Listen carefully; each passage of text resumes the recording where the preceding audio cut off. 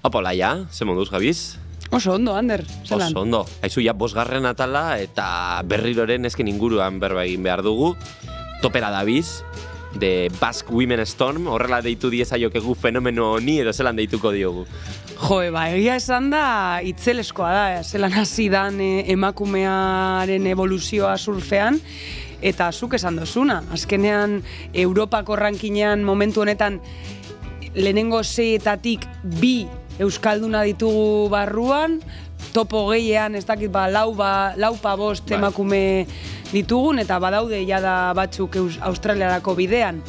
Tamalez Garasi Sánchez ezin izango da Australiako lehenengo 2 frogatan egon, baina sortea izan dugu biok eta gurekin egongo da hemen. Beraz, gozatu Leidei podcast hau Garasi Sánchezekin.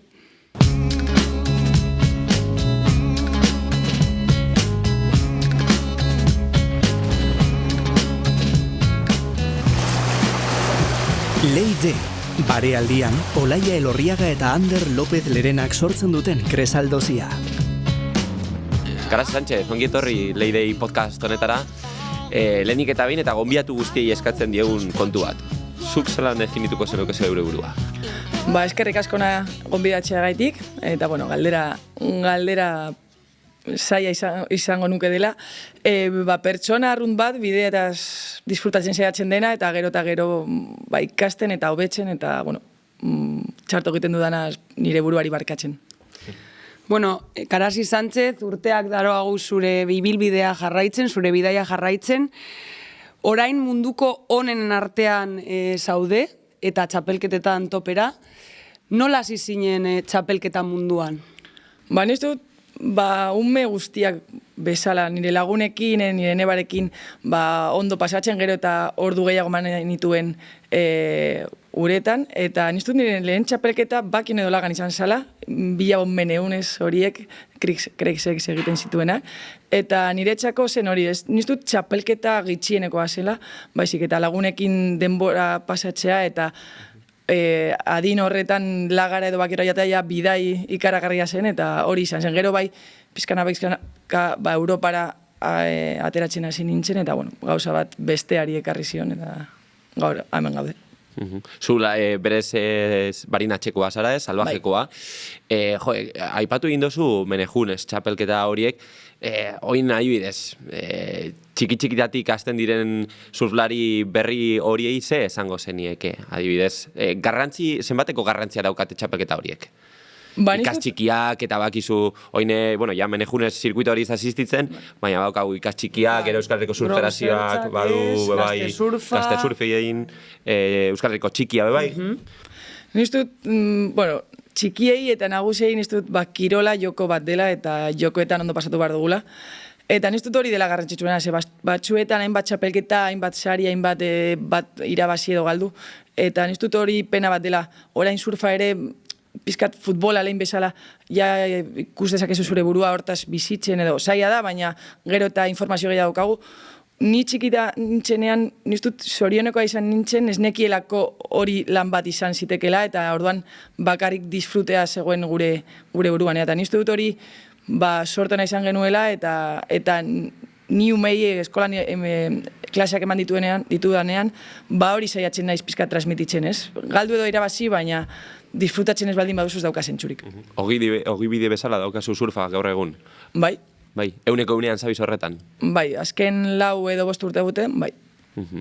Eta horrelako kiroletan, azkenean zuk esan duzun moduan, orain errezagoa da, baina hala ere oso zaila da surfaz bizitzea, eta ogibide moduan edukitzea, eta berez emakumea izan da, zu hasi zinenean zenbat emakume zineten?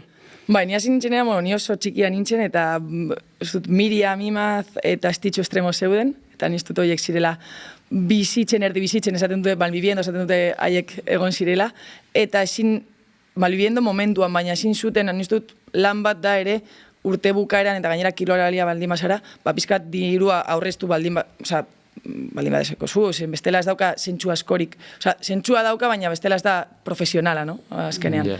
Eta niztut oin, ez dela errazagoa, baina badirudi errazagoan, ez dut sare sozialai dela eta como informazio gehiegi daukazu eta ikusten duzu hain gertu, zen batzuetan zure buruari trampa egiten, baina ez dut momentu oso zaila dela.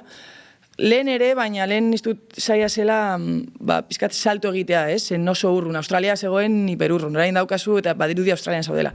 Baina horregatik ni ikasketak mantentzea eta pizkat joko moduan ikustea garrantzitsua dela pizkat perspektiba hartzeko, saiatzea, konpromisoa edukitzea kirolari moduan, baina ez dagoela beste zerrik egiteko munduan. Azkenean, estadistika esaten dute, lo más probable da ez lortzea.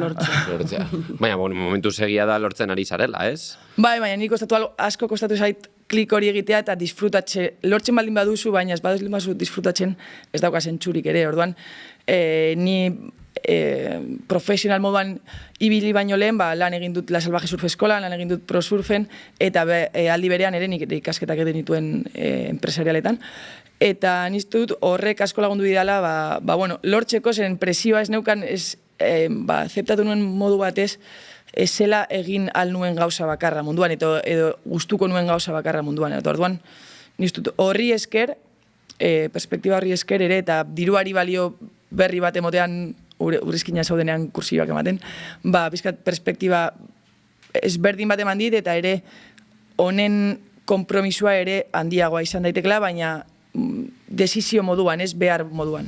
Eta etxean ze esan dizute? Imaginatzen dut, ez dakit zure gurasoek zemotratako harremana eukingo duten surflarekin, baina ez dakit, esaten diozunean aitari edo amari, oie, ama, aita, bitu, surfatik bizi nahi dudala. Ze esaten dute haiek? Egia esan ni ez nuen inoiz esan, surfatik bizi nahi nuela, esan zen gauza natural bat. Eren nire gurasoak, ni hasi nintzen lagan surfeatzen txiki-txikina izenean, zen nire gurasoak dira, mendizaleak eta eskaladoreak dira, orduan ere haiek daukate pila lagun hortaz bizi izan direla, nire eta egiten Diamir marka dauka, egiten zuen arropa el filo imposiblerako, eta orduan bere inguruan ere pizkat jendea ez zeukan lan arruntak, ere baina ez bakarrik. Orduan, niztut beti preokupatu dira, guk nahi baldin bat genuen zeo zer, lan egiteko horren, ez dira titulitis, daukatet nire txean ez dago titulitis askorik, orduan, niztut horren parte horretatik,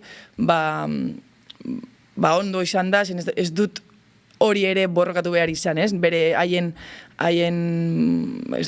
arropea edo haien laguntza beti sentitu izan dut. Gainera eske gaur egun ume bat esaten badu, nik kirola egin nahi dut eta hori egin nahi dut, eta ahots asko dagoz bere atzean, baina zelan ez duzu ikasiko, nola utziko duzu zure karrera edo unibertsitatea edo ikasketak.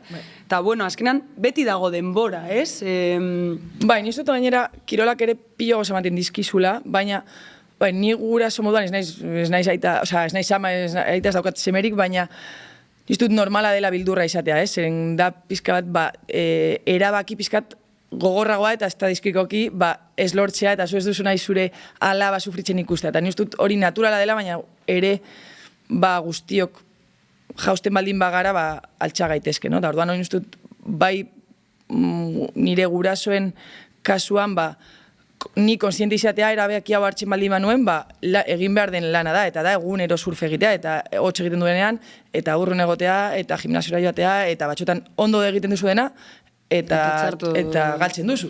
Orduan ez dut hori garrantzitsua dela pizkat bajar a tierras zer esan nahi duen surflaria izatea, zen askotan hori korona anunzioak eta hori, con la cerveza en la playa hori lagunekin da hori, eta gehienetan ez dago cervezarik, ez dago lagunik, eta dago likera bat, eta hola tutxarrak. Orduan hori ere kontuan izan behar da holako erabaki bat egitea, eta erabaki hau ez da egun batean egiteko, eta emaitzak ez dira atortzen ez urte batean, ez 2 urtetan orduan. Ni uste dut hori jakitea, baina ere uste dut ez dela inkompatiblea ikastea aldi berean. Egia da, ingenieritza bat egitea behar bada hemen, ez dela oso kompatiblea denborarekiko, baina badaude alternatiba batzuk zu ere, pizkat oinak lurrean izateko, eta ere, ere plan B izateko. Ni uste dut hori niri asko lasaitasun handia mandite plan B edo irtera bat izatea. Alternatiba hori eukitea. Bai. Baina horretarako egia da, edo ametsa lortzeko dirua behar dela bere bai, eta horretarako sponsorrak behar dira, babesleak behar dira, zuk babesleak izan dituzu, badituzu, ez dakit Euskal Herri mailan zelan dagoen asunto hori publikoki, ez dakit laguntzak jaso ote dituzuen, edo... Ba, nizu hemen Euskal Herrian sorten daukagula, basketin da emaitzen ondorioz laguntza bat izan dezakezu, eta nizu hori kirolari moduan lasaitasun ematen dizula, zen zure, ez beti, no? Baina zure emaitzen premio bat daukazula, zen askotan hori ez da surfean gertatzen. Eta gero ere, pribauki hori da bakoitzaren lana, ez da erraza gaur egun, zen gainera dago pila influencer, ez dakit zer, eta Instagram eta olako YouTube, olako gauzak, denbora asko eman behar duzu hor kontenidua egiteko, eta ere, teklarekin eman, no? Eta pizkat ere gero, ez dela gauza erreza, eta ez da hori, egun bateko lana, ni egia da, oin dela 2 urtetik nahiko estable edo posik nago ditudan babesleekin, Subaru, Iberdrola, orain Michelin ere, eta gero kolaborazio puntualak egiten ditut ere beste markekin, eta horrek ere lasaitasuna ematen dit, zen ez da bakarrik nire emaitzak diruak hartzen didatena, ez? Azkenean zen gerta daiteke, denboraldi txar bat eukitzea eta bekak galtzea, eta ez duzu zure lana galdu nahi urte batean ez zaudelako emaitza, topera. Orduan hori diversifikar hori frase hori karreran ikasi nuenan, ez dut ideia ona dela. Gainera, basketimearen barruan zaude edo diru laguntza jasotzen duzu, baina berez beste lantalde bat dago, ez, Ruben, Arianerekin, zelan da ez egotea talde horretan, baina berez basketimetik zeo zer jasotzea? Zein da berez, trukea? Basketin betidanik eta kirolari olimpiar kirol guztiei dago base batzuk eta zuen emaitzen arabera dezakezu beka hori, no? Erabakitzen duzu non inbertitu edo non gastatu diru hori.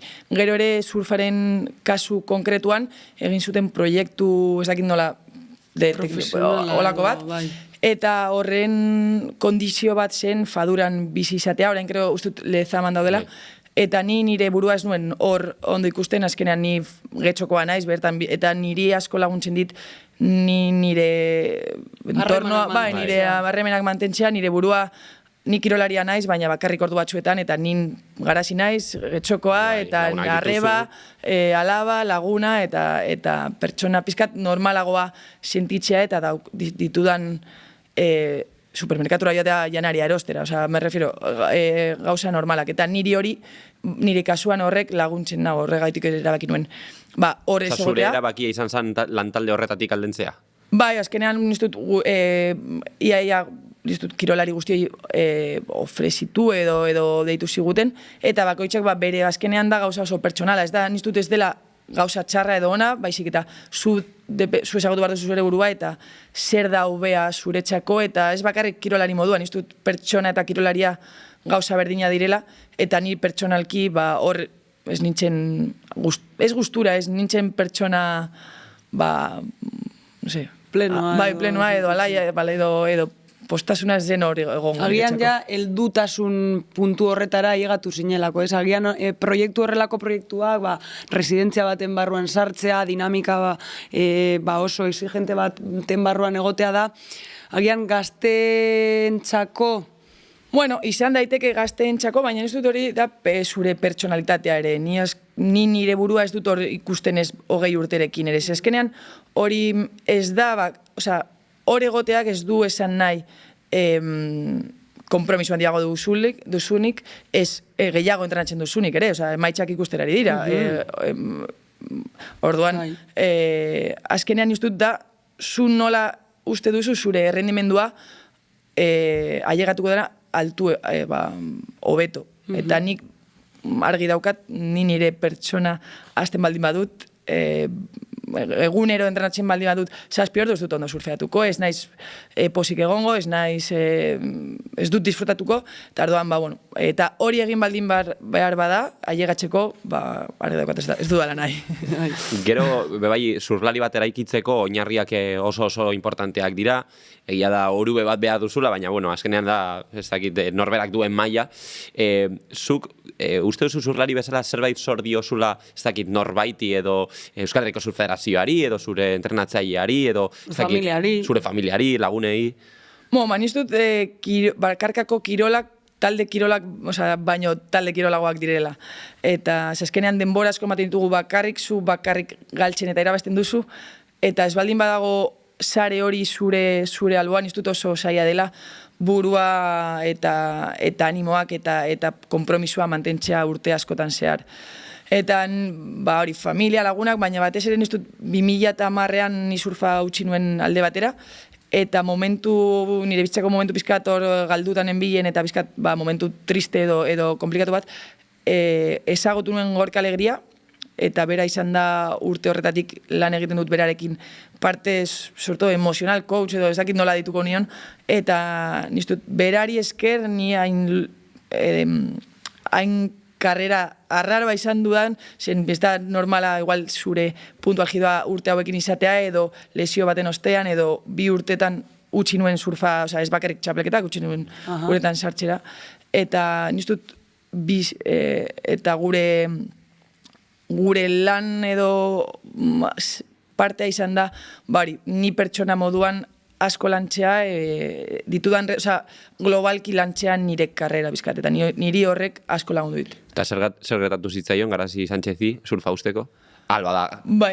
Niztut 18 urteren dituen eta badirudi, gure edo ni sentitu nuen, 18 urterekin jakin behar duzula zer nahi duzun zure bizitzan. Karrera, ezin nintzen ingenieria hori la kasilla, eta ere izan zen bizkat ez nuen, ni gehiago gustatzen zitzaidana surfari buruz zen Mexikoro joatera nire nebarekin eta surfeatu Barrela Cruz 18 urterekin eta zegoen inor, edo joatea Indonesiara lagunekin, eta azkenean serioa jartzen hasi zenean eta erabikiak zidra oso garrantzitsuak, eta ni ez nekien hau egiten nuen betidanik egin nuelako, egin behar zenituen sakrifizioak, baina ez entrenatzea baizik, eta etxean ez egotea hainbat denbora eta zure adineko gauza asko galtzea edo sakrifikatzea. Ez nekien zergaitik egiten nuen, eta gero ere, pertsonalki ere momentu komplikatua izan zen familian ere, eta niztut adin hori hor pizkat zaila da niztut guztion txat. Eta, surfetik aldendu nintzen urte terdi edo 2 urtetatin, momentu oso tristeak izan nituen esperantza galdu nuen pizkat nitan, baina niztut ere prozesu horri esker beste perspektibarekin bueltatu nintzen surfera, eta horri eskero beti izaten da, orain bildura asko daukat ez nuke nahi hor momentu hortara bueltatzea, baina behin ja pasata, uste dut hor perspektiba aldaketa hori eta landu dituan gauzak horren ondorioz, kirola beste modu batean ikustean, pizka bat, nire pertsona lantzeko erramenta bat edo eskusa bat da kirola. Azkenean, esan duzuna, orain, heldua zarela, iaia 30 okerrez banaiz daukasunean, zure maitzarik onenak eskuratzen zabiltza, gainera, orain dela gitzi Challenger Seriesetarako klasifikatzea lortu duzu, zelan izan da hori, ibilbide hori zure azken etapa hau? Ez nengoen surfarekiko, teknikoki, fizikoki nire momentu honenean, baina nizte dut askotan, nik bakarrik landu dut, ez bakarrik, baina askotan fijatu izan naiz teknikoan edo surfean, eta ez dugu lortu, denbora eman dugu, hobetu izan dugu parte mental hori, toma decisiones edo lako gauzetan, baina nizte dut azken urte hauetan perspektiba hori, baina ez dut bakarrik errazionalki, batzutan esaten duzu uste duzula, baina ez duzu sentitzen. Eta nizte dut azken 2 urte hauetan, mundialera ez joatearen ondorioz batez ere niztut ere, hor klik bat egin nuela, eta sentitzen dut hau bakarrik dela joko bat, nire bizitzaren etapa bat, eta disfrutatu nahi dudala, baina galtzen edo irabazten baldin badut, ni Garazi naiz, eta berdina izango naiz joketara joaten baldin naiz, edo joketara ez banoa. Orduan hori sentitzen ez bakarrik pentsatzen, ez dut, lasaitasun eta mangetan hartzen ditudan erabakiak askoz intuitiboak dira, ez dira beldurraren beldurraren, ez galtzen maldi badut ez naiz joango mundialera, orain da, bueno, joango naiz edo joan izango, baina erabakia nirea izango da, eta ni 25 urte banditut itxasuan, beraz, jakin gutu eta konfunditzen baldi ba naiz, eta zer gertatzen, olakoak. Akaso agian hori da gakoa, Surfaz disfrutatzea, txandetan egotea edo ez, lasaitasunez desizioak hartzea. Erreza dirudi, baina ez da. Egon behar zara horbe, horretan. Gero, egia da zure karrera osoan zehar garai lunak izan direla, adibidez, konta iguzu apurtxua zelan izan zen, Osegorren izan zenuen, bueno, ez dakit Osegorren edo landetan izan... Kasernesen, bai. Bai, ze gertatu zen hor, izan zen, gainera handik irerekin nengoen eta nire aizparekin, eta sartu ginen uretara, gainera... Entrenamendu libre baten? Bai, gainera izan zen nire lehen urte profesional moduan, urte osoa egingo nuen zirkuitoan, eta urte horietan ez nuen asko nire gorputza entzuten da yo puedo más, superarse el sueño americano. Da, sartu nintzen uretan, nengoen oin dela pilo bat neukan molestiak Zorbalda. Eta bapatean, olatu bat hartu nuen, egin nuen giro bat, eta izan zen min ikaragarria, ezin nuen jauzi nintzen uretara, etxan egin nintzen taulan, eta zutunik jarti nintzenean urrizkinan, desplomatu nintzen, eta hor bildur handia izan nuen, zen ez nekien zergatik ezin nuen ibili. Eta gero izan zen prozesu luzea eta bildur asko izan nuen batez ere ordu horiek kasernesetik Baionara ambulantzian, ez nekielako hori zer zen. Eta gero behin ospitalean egin ziaten probak ordu batzuk igaro zuten, eta medula ez nuela ikututa, orduan horrek ja pizkatzen goia, da igual, la loteria, tokatu zitzaidan. Eta gero egia da, normalean hori la loteria, baina gero azten duzu la loteria, eta gero bildurra zen, mediku asko esan ziaten ezin nuela bueltatu surf egitera, zen neukan gauza, zen, ibili da hori bai, baina surfa egitea ez. Kirola batez ere egitea ez. Eta hori izan zen niretzako, lehenengo momentua, baina zaude sokean, izan zen bildurra handia, baina ez da, como que ez duzu ez da... Baina ez zizuten esan? Sí, neukan zen, como... Ez da oso konkretua, da como hernia, baina hernia zen gauza hori, gero zen estenosis, gero zen artrosis, gero zen dena como mezklatuta, eta orduan zen, gero ni ibil nezaken normal, errehabilitazioa eta hori, baina nengoen ordu bat zutunik eta ezin nuen, zen como... una cosa que, ni entzunda neukan pillo jendena, eske daukat dina, baina zer da hori, no? Eta azkenean eman nuen mediku batekin, bilatzen, eta berak esan zidan, ebaketa egin zezakela, baina, ebaketa bat kolumna vertebralean dauka bere eta bera esan zidan, atera alda ondo, txarto atera daitek, eta txarto ateratzen baldin bada, behar bada ateratzen zara, zauden baino okerrago ospitaletik. Baina niztu nuen zela, egia da oso mediku ona zela, kirolari asko tratatu dituela, eta zen modu bakarra nila surfista profesional izateko, baizik eta... Kirola egiteko. Kirola egiteko, azkenean, profesional edo ez, baina, eta, erabaki nuen baketa egitean, nire gurasoak izaten oso posik nire erabakiarekin, azkenean, ni ikusten nituten, ibili, gauza normalak egiten, baina ez, normalak, baina ez... Baina ez surfeatzen, ez? Eta ez, baina ez padel bat jokaten, ez ibiltzen mendira joaten, mendi txiki batera joaten, ere ez. Eta, operazioan, bildur handia zen nuen zen, ostras, noa. Baina, gero ondo ateratzen joan zen, pizkanaka, sorionez azkenean ondo atera zen, eta pizkanaka, niztut hor, nire inguruan izan nuen talde, mediku taldea, fisioa eta osteopata, gorkare laguntza handia izan zen mentalki, ez bildurra izaten, zer egin dezaket gaur, eta pizkat txalotzen nire burua pausu bakoitza egiten duenean. Eta, orain gogoratzen dut hori, orain dela pilo bat, eta risas un poco, baina, niztut esperientzia hori horrek ere pizkat heldutasun handia mandit kirolarekiko, eta ere, que de repente eta hace así, eta gaur zaude hemen, eta bihar ez, orduan, hori errek, batxutan ahaztu egiten duzu, baina, ere nola ikusi dudan surfa horren ostean, goretzen naiz nire lehen surfa, izan zen Tenerife, baina gero egin nuen bidai bat Maldivasera, eta hor egotea serita con todo el entorno da hori zen, dago pila jende, ez duela hoi inoiz bere bizitzan ikusiko, gara super afortunatuak, eta bizion hori bada gero astu egiten duzu, no? Surfean egunero zaudenean. Baina, bueno, izan zen bizkat, como reencontrarme con el surf, eta polita izan zen. Eta, bueno, gainera, orain, Australiara joan beharko zinakete, ez dakit bihar, edo haitxo, edo. Baina, zer gertatu da beste lesio bat aurkitu da zure bidean? Bai, berez ez da lesio berri bat, da antxineko lesio bat, eta, bueno, ni erabaki nuen regionalak egitea lesioa izan da ere, eta horregatik ez dut asko, horregatik esaten nuen ez negoela nire topera, baina, bueno, eskenean daukate menengo como tendinitis kroniko bat, eta, bueno, eta baina banabil hori arrastatzen noen dela denbora pilo bat, salkatzea lortu dut, ni snaperi behar bada da nire olaturik gogokeena zirkuitu osoan zehar, baina gila da momentu hontan haren joate baldi bat naiz, behar bada lesioa okertuko dut, gero denboraldi oso luzea daukagu gure aurrean, eta niztut, eldutasun hori eta lesioekin izan dudan esperientzia, pizkat burua ostu eta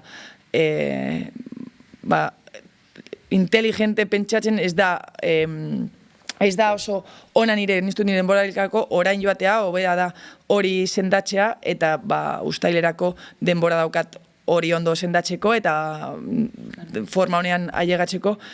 Egia da erabaki ez dela izan oso erreza, zen azkenean zu ikusten duzu ni surfeatu dezaket orain, baina, bueno, niztut challengerrean egoteko egon barzera 100% ez kontu zibiltzea eta gainera hori denboraldi osoan. Eta orduan nahi duana da behintzat disfrutatzea eta ni nire burua lehiatzeko moduan ikustea. Eta orain, emaitzak egin ditut eta lortu dut, baina ez da, ni ez dut gustuko holan lehiatzea orduan, denboraldian momentu batean gelditu behar izango dut, eta orain egitea erabaki dugu hori esokortzeko, eta así que... Gero, galdetu nahi nizuke ere, bakizu duela gutxi kaleratu duzula dokumental bat, deitzen dena Vergüenza. Hemen badaukagu salaketa esparru bat, egia da vergüenza hori izan litekela, salaketa bat, baina ze transmititu nahi zenuke edo nahi izan duzu dokumental horrekin? Niztut lesio horren geldiune horretan, pizkat ni itxasoa oso, ez ja surfa baizik eta itxasoa, nuen, gogo handiak nituen, da asko falta motatzen nuen nire bizitzan, eta pentsatu izan nuen, hain beharrezkoa dut nire bizitzan itxasoa, baina aldi berean ez dut preokupaziorik edo preokupazio realik edo ez daukat informaziorik zer gertatzen ari den, no? Entzuten duzu gauzak hemen eta hor. Eta, jakin nahi nuenea zergaitik gertatzen zaigun gizaki hori olako beste alde batera begiratzea batzuetan olako arazo konplexuekin. Eta nien sentitzen nuen batzuetan ikusten dituen dokumentalak hor datu oso kezkagarriekin, niri ezidan asko emozioa ikutzen, no? Mugitzen dut, bilatu nahi dut, ulertu zergaitik begiratzen dugun beste alde batera, eta saiatu ulertzen ea nola begira dezakegun de frente, eta ea aldatzeko bideo horretan ze gauzekin topatzen garen guztiok. Eta, ea horrek ni nire barruan zehozer aldatzen duen, eta ikusten duen erako, zehozer aldatzen baldin badu, hori irabazten dugula gizarteakiko. Baina batez ere egin nuen nire txako, eta nire kezka horiek niztut batxutan zientzia eta gizartea pizka bat dago utxune bat erdian, eta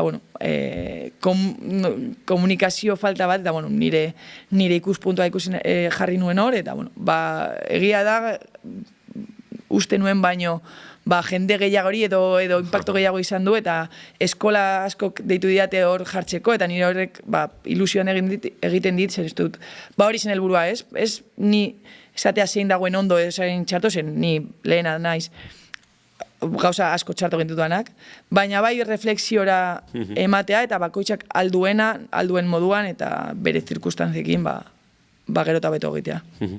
Bagoa salaketarekin edo zer? Oso gustura gagoz, baina azkeneko uneak heldu dira, eta joan baino aurretik guztioi eskatzen diegu salaketa, berez, zer da surfarekiko gehien gorrotatzen edo, hori bai, denuntzia publikoa egin nahi dozun gaia.